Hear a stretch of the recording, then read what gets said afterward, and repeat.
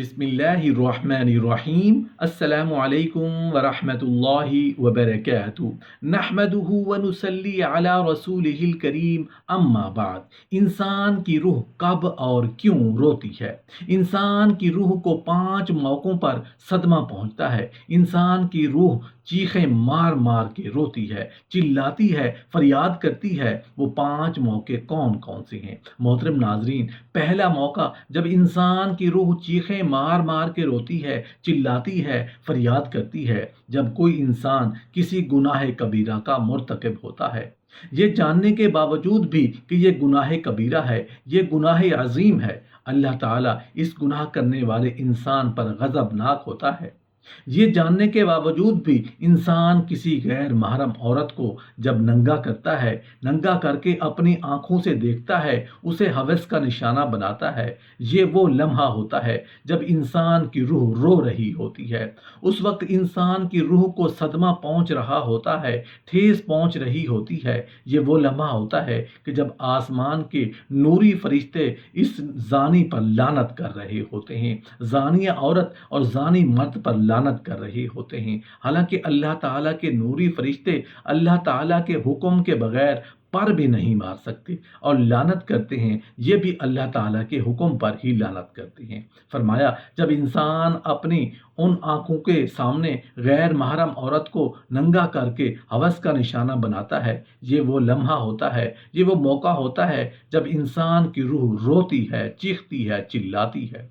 मोहतरम नाज़रीन, क्या आप जानना चाहते हैं आखिर क्या वजह है कि इंसान कोई गुनाह कर रहा होता है और उस इंसान की रूह चीख और चिल्ला रही होती है?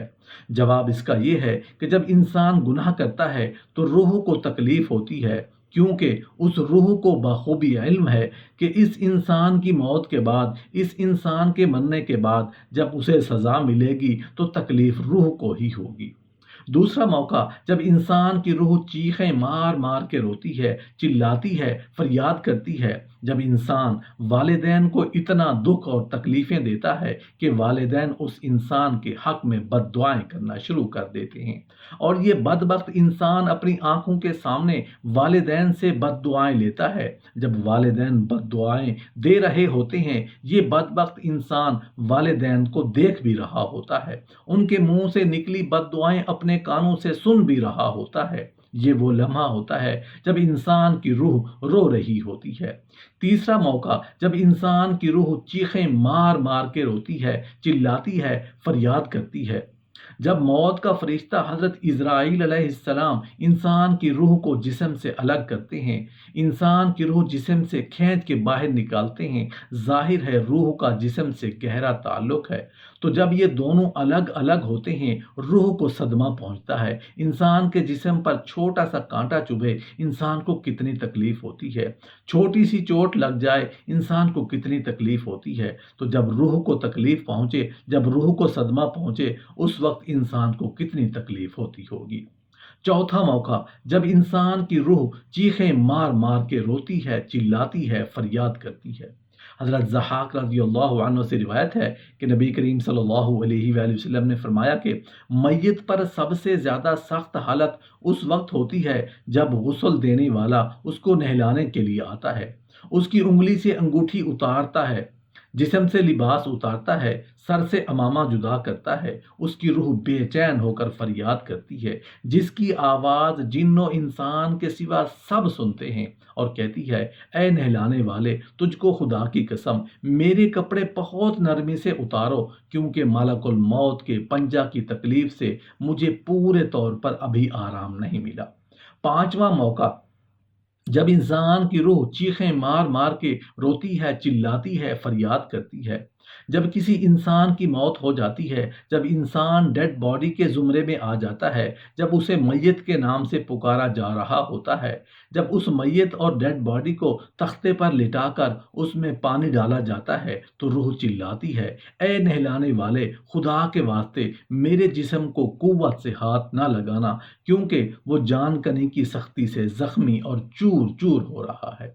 जब नहलाकर उसको कफनाते हैं और पाँव की तरफ से बांध देते हैं, तो रूह कहती है, ऐ गुस्ल देने वाले, खुदा के लिए अभी सर की तरफ से मेरे कफन में गिरह ना लगा, تاکہ میرے بیوی بچے اور تمام رشتہ دار دنیا میں آخری بار میری صورت دیکھ لیں، کیونکہ آج میں ان سے بچھڑا جا رہا ہوں اور اب قیامت تک یہ میری صورت نہیں دیکھیں گے۔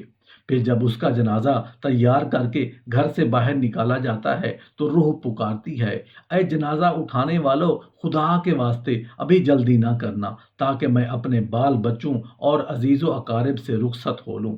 اے جنازہ اٹھانے والو، میں اپنی اولاد کو آج یتیم اور بیوی کو بیوہ چھوڑ کے جا رہا ہوں، خدا کے لیے میرے بعد ان کی تکلیف نہ دینا، میں اپنا گھر اور مال و اسباب دوسروں کے لیے چھوڑے جا رہا ہوں، اب یہاں کبھی واپس نہیں آؤں گا اور قیامت تک کسی کی صورت نہیں دیکھ سکوں گا۔ حضرت حکیم لقمان سے پوچھا گیا، حضرت موت کے وقت جسم کا وہ کون سا حصہ ہے جس کو سب سے زیادہ تکلیف ہوتی ہے، سب سے زیادہ صدمہ پہنچتا ہے؟ حضرت حکیم لقمان نے فرمایا، انسان کے وجود کا وہ حصہ جس کا روح کے ساتھ گہرا تعلق ہوتا ہے، اس حصے کو بہت ہی زیادہ تکلیف ہوتی ہے۔ پوچھا گیا، حضرت وہ کون سا حصہ ہے جس کا انسان کی روح کے ساتھ گہرا تعلق ہوتا ہے؟ حضرت حکیم لقمان نے فرمایا، اس حصے کو انسان کے وجود کا مرکز کہا جاتا ہے، یہ وہ حصہ ہے جو روح کے بغیر زندہ نہیں رہ سکتا۔ جیسے ہی روح جسم کو الوداع کہتی ہے، دل بھی کام کرنا چھوڑ دیتا ہے، اور جب یہ دونوں ایک دوسرے سے الگ ہو رہے ہوتے ہیں، دونوں تکلیف میں ہوتے ہیں، دونوں کا درد انسان کا وجود برداشت نہیں کر پاتا۔ مرتے وقت ناخنوں کے درد کو بھی انسان محسوس کرتا ہے، بالوں کے درد کو بھی انسان محسوس کرتا ہے، حالانکہ یہ وہ حصے ہیں جن کے کاٹنے سے انسان کو تکلیف نہیں ہوتی، لیکن موت کے وقت ان کی تکلیف انسان محسوس کرے گا۔ تو فرمایا، موت کے وقت سب سے زیادہ تکلیف دل کو ہوگی، دل کو صدمہ پہنچے گا۔ محترم ناظرین، جب بھی کسی انسان کی موت واقع ہوتی ہے تو شروع میں اس مردہ انسان کو یہ احساس نہیں ہوتا کہ وہ مر چکا ہے، وہ خود کو موت کا خواب دیکھتا ہوا محسوس کرتا ہے، وہ خود کو روتا، نہاتا اور قبر پر اترتا ہوا دیکھتا ہے، وہ ہمیشہ خواب دیکھنے کا تاثر رکھتا ہے۔ جب وہ زمین پر ڈھیر ہو جاتا ہے پھر وہ چیختا ہے، لیکن کوئی اس کی چیخ نہیں سنتا۔ جب ہر کوئی منتشر ہو جاتا ہے اور زمین کے اندر تنہا رہ جاتا ہے، اللہ اور اس کی روح کو بحال کرتا ہے اور آنکھیں کھولتا ہے اور اپنے برے خواب سے جاگتا ہے، پہلے تو وہ خوش اور شکر گزار ہوتا ہے کہ وہ جس مرحلہ سے گزر رہا تھا وہ صرف ایک ڈراؤنا خواب تھا، اور اب وہ اپنی نیند سے بیدار ہوا ہے۔